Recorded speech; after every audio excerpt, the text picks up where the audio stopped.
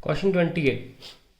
State Gauss's law in electrostatics. Using this law, derive an expression for the electric field due to a uniformly charged infinite plane sheet.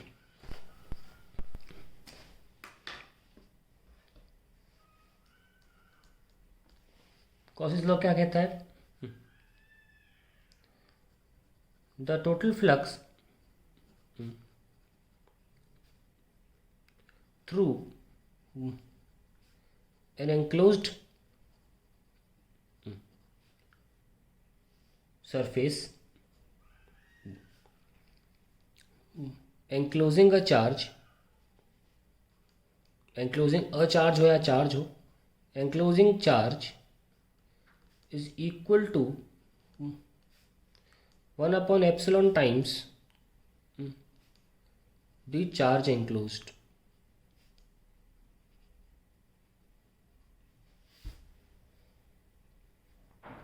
That is, flux is equals to q by epsilon, where q is the enclosed charge. En लिख दिया है मैंने. ये surface है, मान लीजिए q1 plus q2 and q3 ऐसे दिया हुआ है अगर, तो फ्लक्स जो होगा वो होगा q1 plus q2 divide by epsilon, and q3 will not be counted because it is not enclosed. ना इसी में जोड़ के दिया हुआ ये ए पार्ट है कि हमें इन्फिनिट शीट के लिए इलेक्ट्रिक फील्ड निकालनी है यूजिंग दिस गॉस थ्योरम.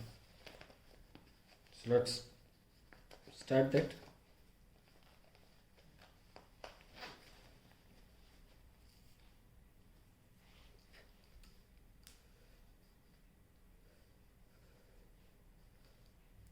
तो मान लीजिए ये इन्फिनिट शीट ऑफ चार्ज है, मैं पॉजिटिव चार्ज ले रहा हूँ. कन्वेंशनली यही से रहता है लेना, हैबिट हो जाती है ना. तो अब ऑब्वियसली प्लस शीट पर कहीं भी पैरेलल टू शीट तो इलेक्ट्रिक फील्ड नहीं हो सकती, वो सिर्फ ऊपर नीचे ही होगी, क्योंकि प्लस से प्लस फील्ड जाती नहीं है. तो कोई भी रीजन आप ले सकते हैं पोर्शन और गॉसियन सरफेस बना सकते हैं.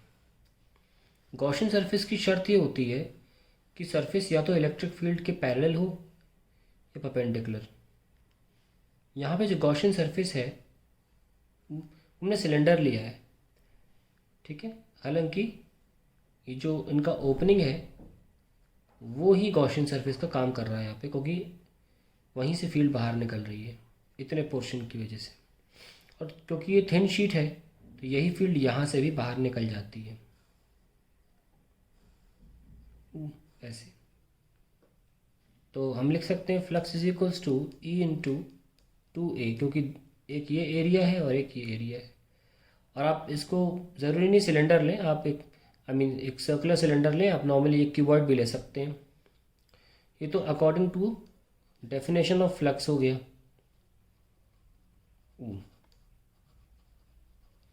और flux is equals to q by epsilon, अगर ये चार्ज q है, ये हो गया according to Gauss theorem.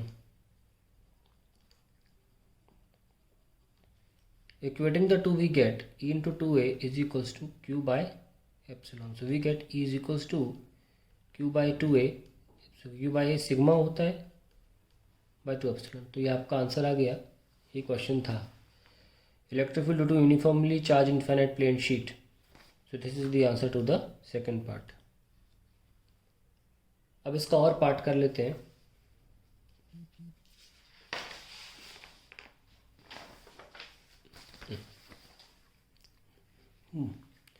An electric dipole is kept first to the left and then to the right of a negatively charged infinite plane sheet having a uniform charge density sigma. The arrows P1 and P2 show the directions of electric dipole moments in these two cases. In the two cases, identify for each case whether the dipole is in stable or unstable equilibrium. Justify each answer. ठीक है. और part है 28 का. इसका पहला question कर रहे हैं. फर्स्ट पार्ट, दैट इज एक शीट है, इनफाइनाइट शीट है. तो एक डायपोल इधर रखा है, एरो ऐसे दे रखा है, और एक डायपोल ऐसे दे रखा है. इसका मतलब ये हुआ कि जो शीट है वो तो चलो दे रखा है, पॉजिटिवली चार्ज्ड है, नेगेटिवली चार्ज शीट है, sorry, it is a negatively charge sheet. और ये एक डायपोल है. अगर एरो यहाँ है तो यहाँ माइनस है, यहाँ प्लस होगा. और यहाँ भी ये माइनस है और यहाँ पे प्लस होगा। ठीक है। अब मैं इस शीट की जगह पर सिर्फ इलेक्ट्रिक फील्ड बनाऊंगा। ये शीट आप चाहे तो एक ऐसे करके बना सकते हैं। क्योंकि माइनस है तो हमेशा इलेक्ट्रिक फील्ड अंदर ही आएगी। ये डायरेक्शन इलेक्ट्रिक फील्ड की है, ये राइट साइड से डायरेक्शन इलेक्ट्रिक फील्ड की है। और हमारा जो डायपोल है वो ऐसे रखा हुआ है, माइनस और प्लस, और ये वाला माइनस और प्लस। एक बात ध्यान रखें, जो इलेक्ट्रिक फील्ड है इन्फाइनाइट शीट है, सिग्मा बाय 2 एप्सिलॉन हमने अभी निकाली भी थी, अभी डायरेक्ट यूज़ कर सकते हैं। It is independent of distance, independent of distance from sheet. तो यानी कि डायपोल जो है यहाँ से लेकर यहाँ तक जब डायपोल के थ्रू फील्ड जाती तो हर पॉइंट पे इलेक्ट्रिक फील्ड कांस्टेंट है। तो यानी कि यहाँ पर जो फील्ड एक्ट कर रही है इस चार्ज माइनस पर, और यहाँ जो एक्ट कर रही है वो दोनों सेम आएगा, क्योंकि फील्ड डिस्टेंस पर डिपेंड नहीं कर रही। तो जैसे कि आप अगर इस माइनस से प्लस तक जा रहे हो तो इस डिस्टेंस के अलोंग कोई भी इलेक्ट्रिक फील्ड में चेंजेस नहीं आएंगे। ठीक है। तो इसका मतलब ये हुआ कि डायपोल पर जो फोर्स लग रहा है वो हर जगह सेम लग रहा है। यहाँ पे भी, इस चार्ज पे भी सेम लग रहा है, और यहाँ आते आते यहाँ पे भी फील्ड की वैल्यू सिग्मा बाय 2 एप्सिलॉन ही रहने वाली, सेम वेज इज दिस। ठीक है। अब पहली बात तो ये हो गई कि इन दोनों चार्जेस पे फोर्स तो बराबर लग रहा है। ठीक है। यहाँ पे भी, यहाँ पे तो डायपोल मूवमेंट तो नहीं करेगा। अब बात करते हैं इक्विलिब्रियम की। क्वेश्चन क्या है? Show the direction of electric dipole, identify for each के वेदर डायपोल इज स्टेबल और अनस्टेबल। ठीक है। सबसे पहले देख लेते हैं स्टेबल है कि अनस्टेबल है। यहाँ पर जो डायपोल है इसका डायरेक्शन है ऐसे, और इलेक्ट्रिक फील्ड का डायरेक्शन भी ऐसे है, यानी कि थीटा कितना है? 0 डिग्री। ये किसके लिए? For left dipole. यहाँ पे theta 0 degree between vector P and vector E. ऐसे में पोटेंशियल एनर्जी क्या होगी? माइनस का पी डॉट ई होती है ना, सुना होगा आपने, that is minus P E cos 0, क्योंकि एंगल 0 है तो माइनस पी ई आया, विच इज़ मिनिमम। और जब एनर्जी मिनिमम होती है तो मोस्ट स्टेबल होता है। तो लेफ्ट डायपोल क्या हुआ? Most stable.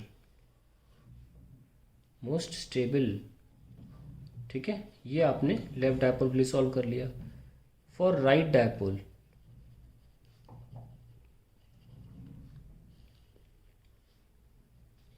यहाँ पर आप देख सकते हैं डायपोल माइनस से प्लस होता है ऐसे, पर इलेक्ट्रिक फील्ड उल्टी है। यहाँ पर थीटा जो है 180 डिग्री है, तो ये पोटेंशियल एनर्जी क्या होगी? माइनस का P dot E, that will be minus का P E cos 180 plus P E. यहाँ पर पोटेंशियल एनर्जी मैक्सिमम है, यानी कि स्टेबिलिटी मिनिमम होगी, यानी कि ये अनस्टेबल सिचुएशन है। Dipole is unstable. तो हमने ये कर लिया। ठीक है। दूसरी बात, फोर्स तो दोनों पे सेम ही लग रहा था, दोनों पे फोर्स सेम लग रहा था, इसलिए ये मूवमेंट तो नहीं करेंगे। चलिए अब दूसरा पार्ट कर लेते हैं इसका।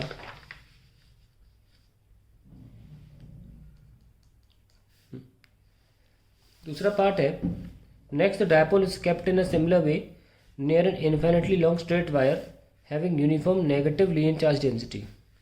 Will the dipole be in equilibrium at these two positions? Justify your answer. यहाँ पर एक डायपोल है और ये डायपोल है P2 एंड P1। ये लाइन चार्ज है, और लाइन चार्ज के लिए इलेक्ट्रिक फील्ड जो होती है वो होती है 2k लैम्डा बाय आर, यानी कि इलेक्ट्रिक फील्ड डिपेंड करती है डिस्टेंस पे। तो यानी कि डायपोल की इस चार्ज पे और इस चार्ज पे अलग अलग फोर्स लग रहा होगा, क्योंकि इलेक्ट्रिक फील्ड डिस्टेंस के साथ घट रही है। ये बात यहाँ पे भी लागू होती है, इसलिए बोथ डायपोल्स आर अनस्टेबल।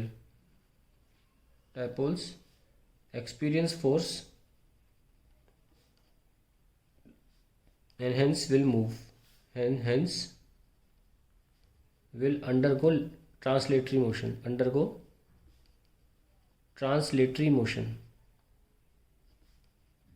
तो यहाँ तो दोनों ही अनस्टेबल हैं, बोथ आर अनस्टेबल।